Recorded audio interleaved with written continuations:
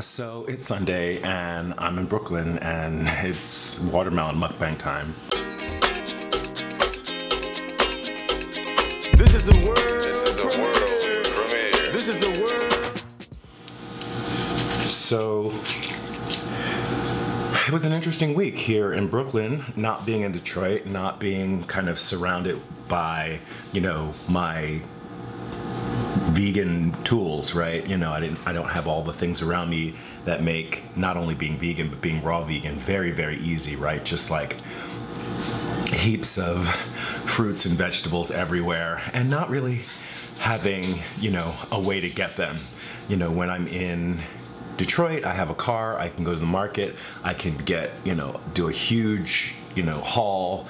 And here in Brooklyn, I'm on foot or on the subway, and it's just not the same, right? I'd have to rent a car to be able to do the same thing. And prices here in Brooklyn are drastically different than the prices in Detroit. So not so easy. So the first thing that I have to do is break down and confess that I haven't been able to be nearly as raw as I was being in Detroit. I've ended up eating a lot of, you know, sushi, basically, you know, vegetable sushi, not sushi with dead sea life. So, you know, that's been different. Not so much, you know. I have, you know, it's just been rice and seaweed and avocado for the most part, and not, you know, just like kind of one meal a day around that, just to make sure that I'm getting, you know, enough. And generally speaking, as I've been raw, I've tended to, like, every now and then have some grains anyway, and I'm sure that none of you are finding that problematic. In fact, I'm sure some of you are like, oh, thank God he's getting some cooked food, whatever. But, you know, it's all good. But definitely hasn't been as easy to be as raw as I like to be, in the way that, you know, helps me feel, you know, maintain the energy, just kind of feel good, to not feel weighed down by my food. So that's just it. And I'm finding it not hard to maintain raw in Detroit. So I'm going to continue to maintain raw in Detroit more than I've been able to do it here in Brooklyn. So, you know, at almost 60 days of, you know, 99.9999% raw, this last week has been more like 90% raw.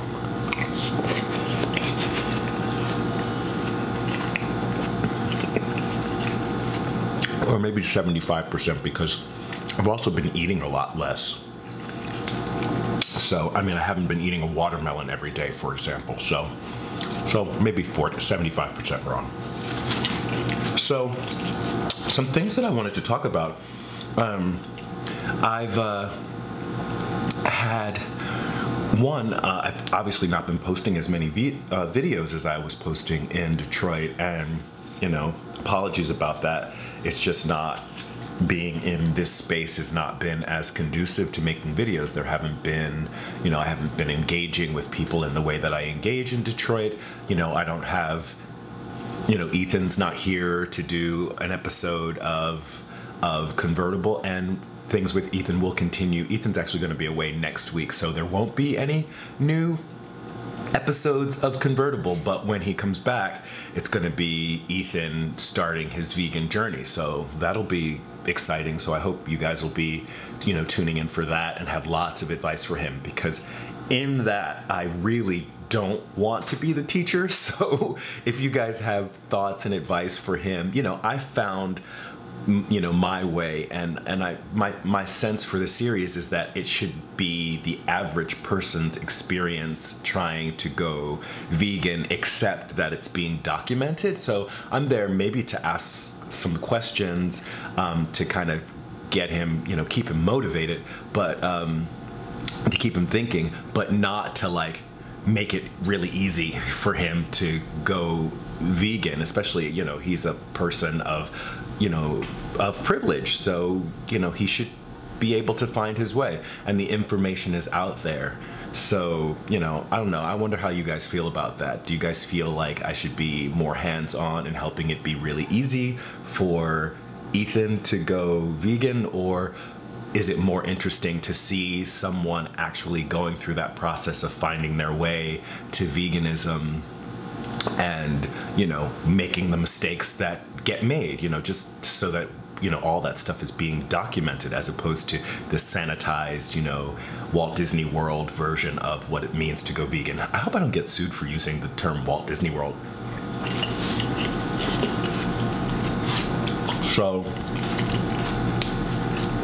I met with my friend Joe, who, I don't know if he was vegetarian when I met him, but Joe started watching my videos back in November, December, and is now vegetarian.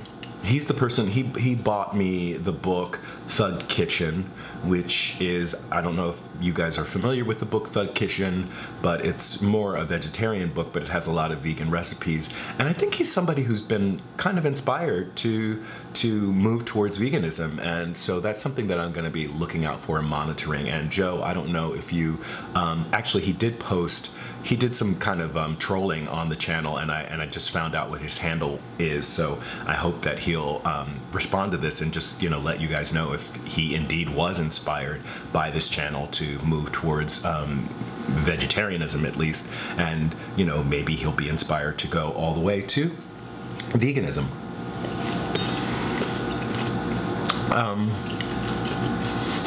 Got a lot of feedback from the name-calling video, and I was really not surprised, because the folks who tend to comment on this channel tend to be really, really thoughtful. And so, you know, that was clearly, you know, one of the reasons for bringing up that topic, because I knew that, you know, the viewers on the channel, or the people who at least comment regularly, would have amazing things to say about it.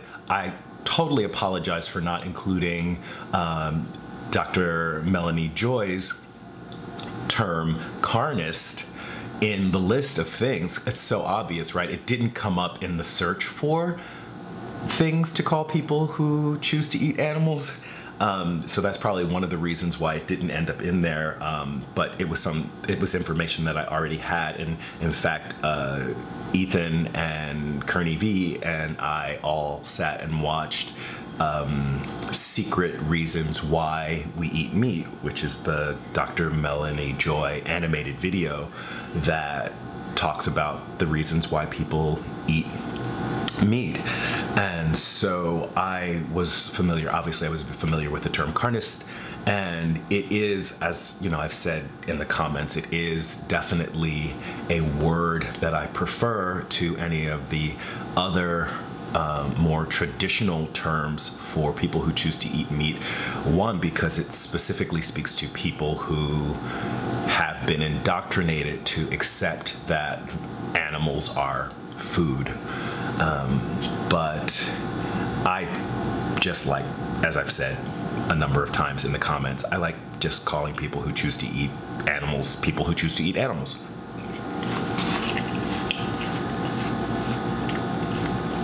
So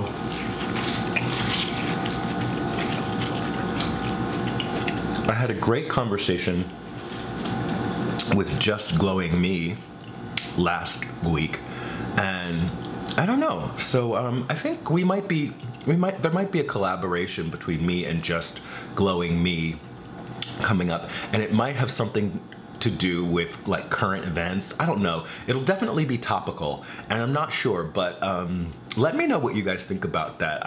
I imagine that if you guys are, you know, people who watch my channel, you probably heard of Just Glowing Me, because I talk about Just Glowing Me often, and people who are on her channel get to hear her kind of talking about me and conversations that we've had. So again, I would love to know what you guys think about a collaboration series, an ongoing series between Just Glowing Me and myself. And obviously it would have to be virtual, because I'm in Detroit and she is basically in Las Vegas.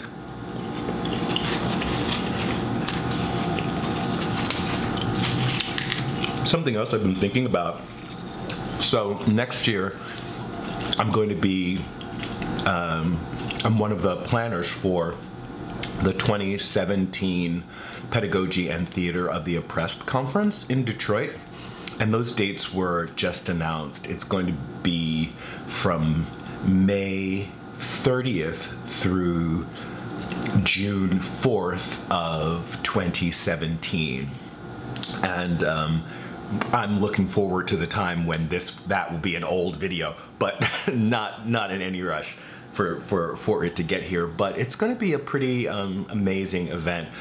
Expecting, you know, anywhere from 200 to 300 people who are all pedagogy, you know, popular education practitioners or theater of the oppressed practitioners to be in Detroit, sharing knowledge and, you know, helping people to learn about the concept of popular education, which is something that I'm, you know, something that is one of my things that I do.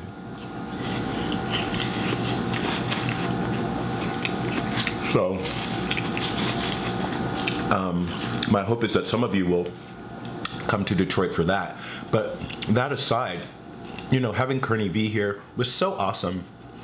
And by here, I mean in Detroit at AltSpace. Having Kearney V at AltSpace was just a great sort of like pilot of what it would be like to have that space really operating as a kind of vegan retreat. And so I do want to open that up. You know, is that something that people would be interested in, a vegan gathering in Detroit, which would be, you know, pretty unique. It's not like going to Thailand, for example, where you have, you know, a wealth of options and like fruits and all kinds of things. Yeah, I don't know. And it's also a destination where people kind of like, oh, I want to go to Thailand. You know, I don't know how people feel about coming to Detroit. And it's definitely more real in terms of like, here's the life that people are really living, and like to, you know, deal with the challenges that people are actually experiencing in urban settings, like the setting that I'm finding myself in now and the setting that I find myself in Detroit, and trying to live a principled life. And I just think it would be really interesting to bring some vegan thinkers, some, you know, thinkers who embrace concepts of nonviolence, who really are focused on social justice issues, to be gathered in Detroit, but also have that vegan perspective. Something like that would be really amazing. And so I'm going to be looking for some thoughts from all of you about what a gathering like that could be, and when would be a great time to have it. And, you know, all of these things don't have to be super formal either. If, you know, some people just want to get together and come to Detroit, you know, get in touch with me. You know, you can always use that, the email address, askme1@regflowers.com, and that's a way that you can just get in touch with me, not here in the comment section. And, you know, you probably all have had your own experiences with using the messages through YouTube, that it's not always reliable and people don't always get notifications. So if you do want to get in touch with me, please do use that Ask Me One, and I'll you know, include it in the description below. But you can also always find that in the About section of my YouTube page. So some kind of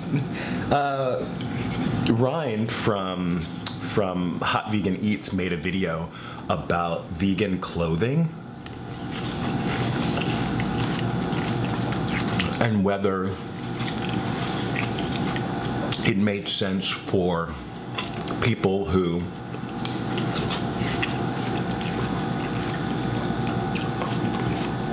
own clothing made from animals, from murdered animals, if they should get rid of them, if they should sell them, give them to charity.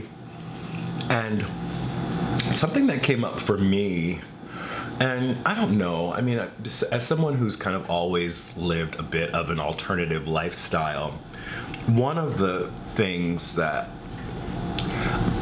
what about people who are into like scenes? right?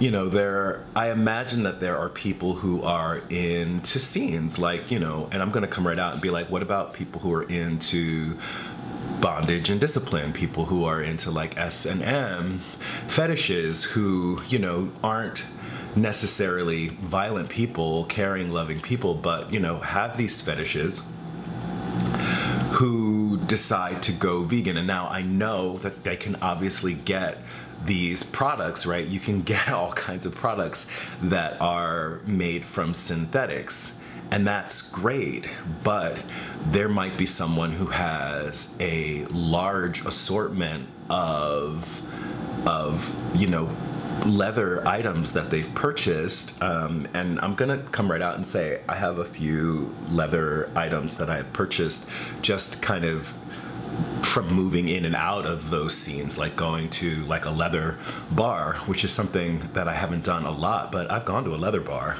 and have worn leather items of clothing into those scenes, you know, animal skin into those scenes, and still have some of those items, and they're not, you know, things that you can just give away, right? Just talking about it right now is, you know, uncomfortable, but they're certainly not things that you can just give away. So what do you do with items like that?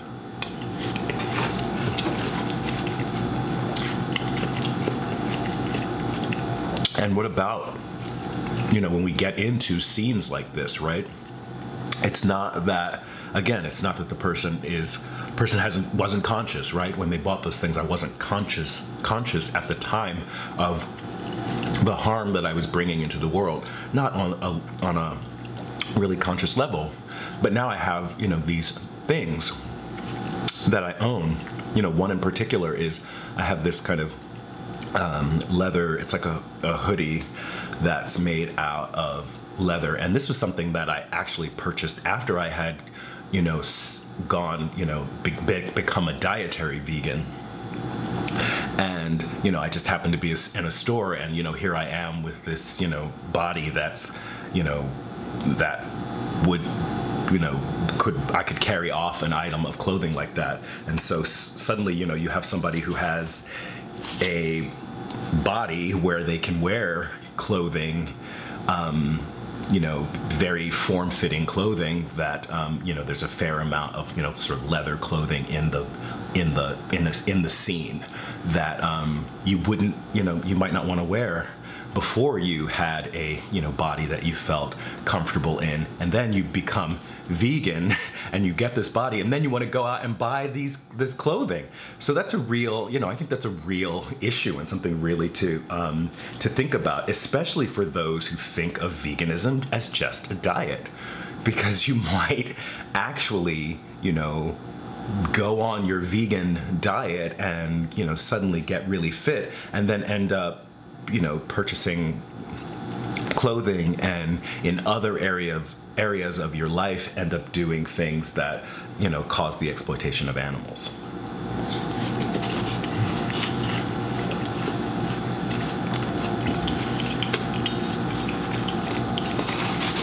So,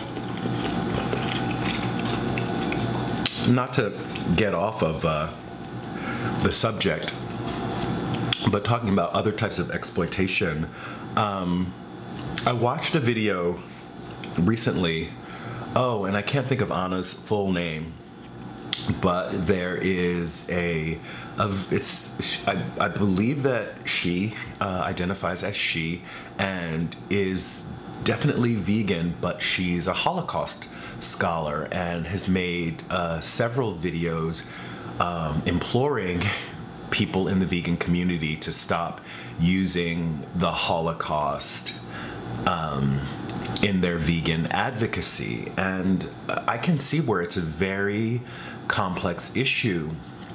And, you know, I feel that same kind of discomfort, especially when there are people who are, you know, identify as white or can be identified as white, who are using slavery and, you know, images of slavery next to images of what happens to animals And, you know, one of the first things that comes up to me is when you're dealing with people who have often been compared to animals as part of their subjugation, do you want to compare them to animals to increase their understanding of what happens to non-human animals in the animal agriculture industry?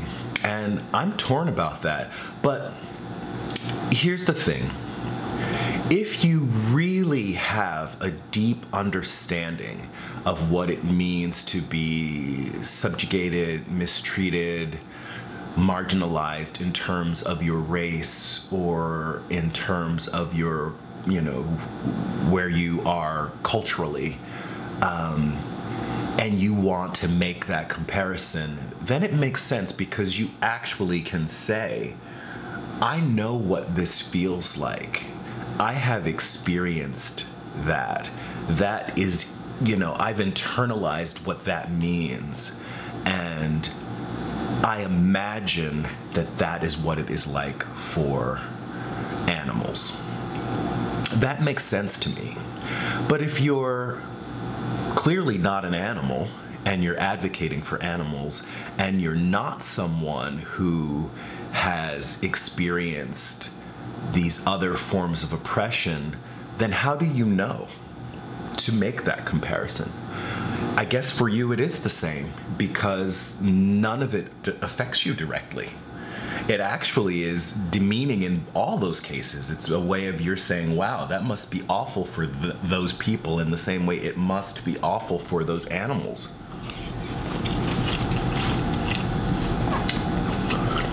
And then I have to ask, and truly, you know,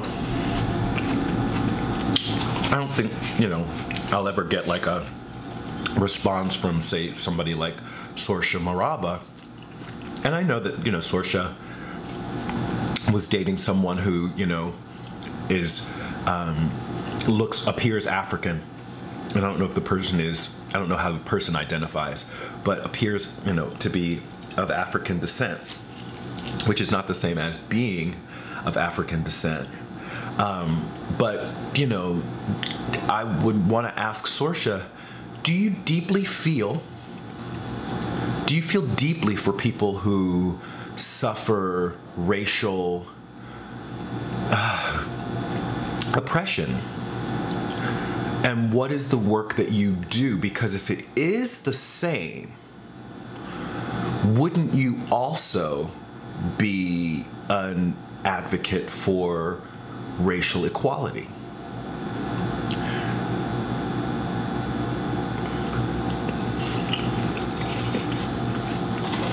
But since in that sameness,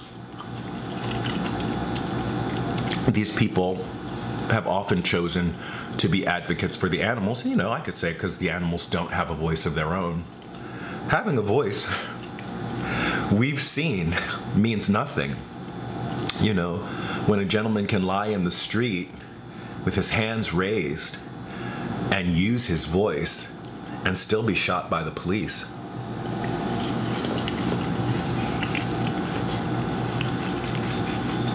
Having a voice doesn't automatically protect you or defend you from oppression.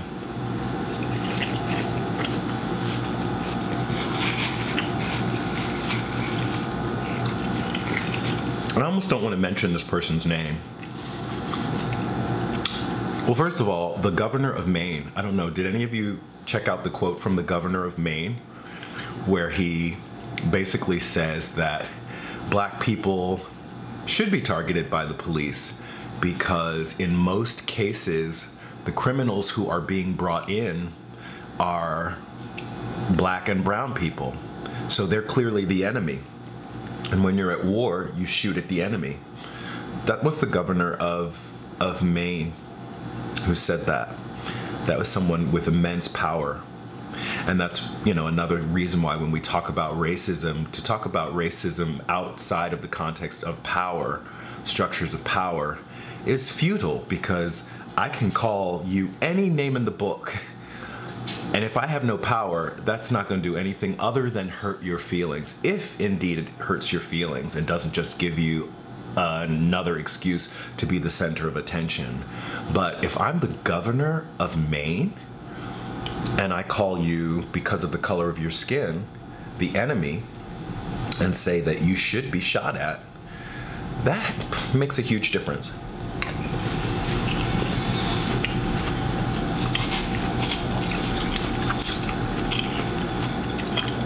So look that up. I'd love to know what people think about the governor of Maine and the governor of Maine's statements about black and brown people as the enemy who should be targeted. Also, I just heard about you know, Cory McCarthy, who apparently is a vegan YouTuber, and you know, I don't know what to say about that. It was sad.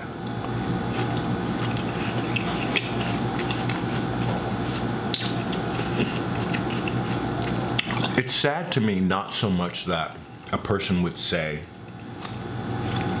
the things or believe the things that Cory McCarthy and his, I guess his girlfriend or his wife, believe about people of color, but that they can consider themselves really actively engaged in a vegan community and say something like, you know, white people dominated the world because they could.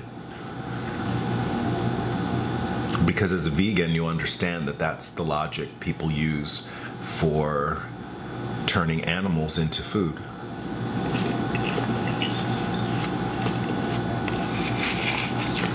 I'm sure I don't have to talk to most of you about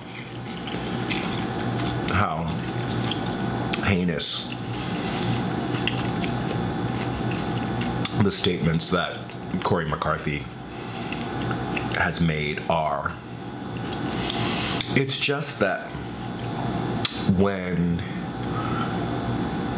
people of color, when people who are the targets of oppression talk about the existence of these ideologies and the impact that people with these ideologies have on their lives, materially have on their lives, it's often, you know, treated as an exaggeration.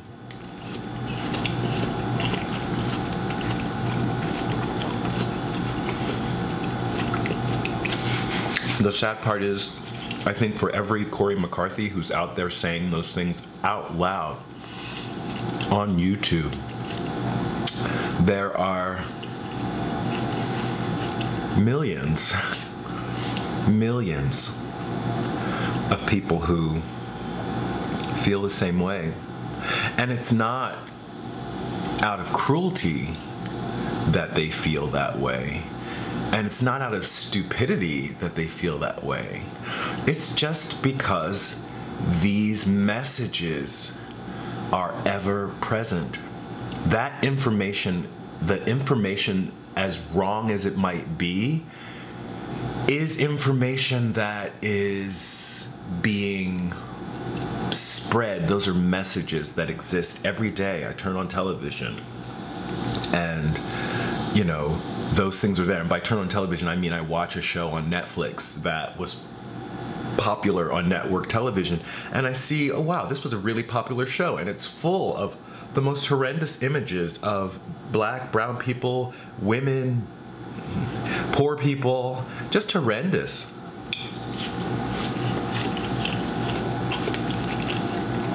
And just being accepted. So, finally, I went to, I hadn't been to the Honest Vegans channel for probably over a month now. And I went this morning, just checked out her channel, which has grown enormously. When I first started watching her channel back in November, it was maybe, you know, the same size as my channel is now, and she's, you know, recently reached almost 11,000 subscribers, which is just great. You know, it's a modest number. It's a huge number, you know, to me, but it's a modest number. But just, you know, for being herself. And in one of her videos, she talks about deleting a lot of her videos. Excuse me, I just got a message that the video recording had stopped automatically. And you're gonna have to forgive me because I gotta do this because suddenly it is super, super bright out and I gotta adjust this. Okay, so sorry you guys, I hope that's a little bit better. So Jacenna was saying that she had deleted a lot of her videos because she went back and she listened, and it was someone who, just as far as she was concerned, was not her talking about her beliefs. And I can definitely get down with that, but I think the thing that she said that really rocked me was that in another one of her social media platforms, she was being much more expressive of her political feelings, thoughts, and she was offending people who were her subscribers on YouTube.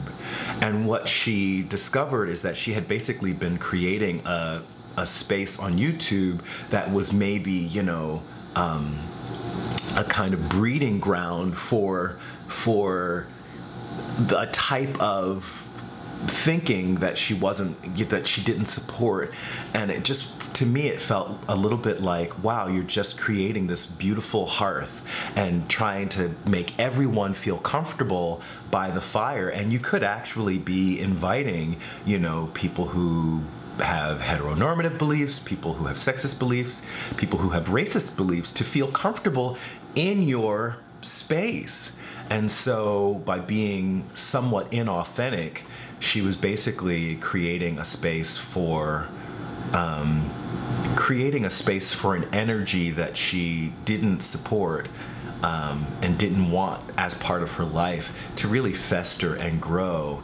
And I hope that, you know, I have to be thankful for the times that I've been honest and made videos about things that were challenging but were things that I felt needed to be said, because I've probably been actually creating a much safer space by being as authentic as possible. So, I mean, and I know that I have a long way to go before I can be, you know, 100% honest. And obviously, I don't think that it's necessary for people to tell everything about themselves, but to be able to be honest about things and be, you know, as authentic as can be and still be, you know, safe and have one's own, you know, sense of privacy, right?